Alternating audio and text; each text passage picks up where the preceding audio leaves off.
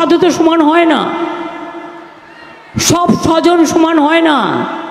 আমাদের মধ্যেও কি আমরা সবাই সমান? না। এই যে বহরমপুরের একজন মহারাজ আছেন, আমি শুনেছি অনেক দিন ধরে, কার্তিক মহারাজ।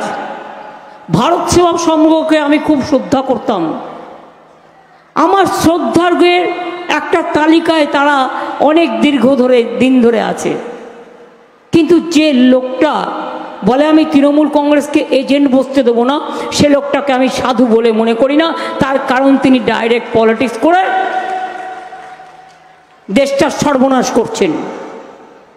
আমি আইডেন্টিফাই করেছি কে কে করেছেন। সব সাধু তো সমান হয় না। এটা মিথ্যা। ওনার মস্তিষ্ক প্রসূত হয়েছে। ভারত সেবাশ্রম মানুষের সেবার কাজ করে, জাতি ধর্ম নির্বিশেষে। সবার উপরে মানুষ সত্য, তাহার উপরে নাই, এমন চিন্তাধারা নিয়ে আমরা সেবা কাজ করি। কাকে কে ভোট দেবেন তা আমরা বলতে পারি না। আমি এমন কোনো বক্তব্য রাখিনি। আমিও চ্যালেঞ্জ করছি, কোন জায়গায় কি বলেছি প্রমাণ দিন। যদি প্রমাণ হয় আমি বলেছি, তাহলে মুখ্যমন্ত্রী যা বলেছেন মানবেন না আমায় সন্ন্যাসী হিসেবে।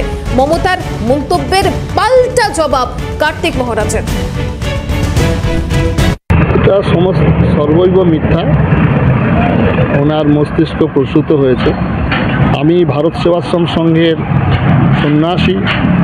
ভারত সেবাশ্রম সংঘ শতবর্ষ যাবৎ জাতি ধর্ম বর্ণ রাজনৈতিক দলমত নির্বিশেষে মানুষের সেবা কাজ করেন।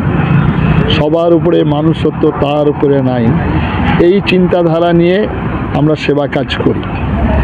কিন্তু যখন আমার ধর্ম, আমার সমাজ, আমার সংস্কৃতি যখন বিপন্ন হয়, আমার হিন্দু ধর্মের প্রতি যখন আক্রমণ আসে, হিন্দু ধর্ম সম্পর্কে, হিন্দু জাতি সম্পর্কে, হিন্দু সম্পর্কে মুর্শিদাবাদ জেলায় একজন রাজনৈতিক দলের সিটিং এমএলএ তিনি যে বক্তব্য রেখেছেন যে আমরা 70%, 30% হচ্ছে আমাদের হিন্দু, 2 ঘন্টার মধ্যে গঙ্গায় ভাসিয়ে দেব, তার প্রতিবাদ মিছিল হয়েছে।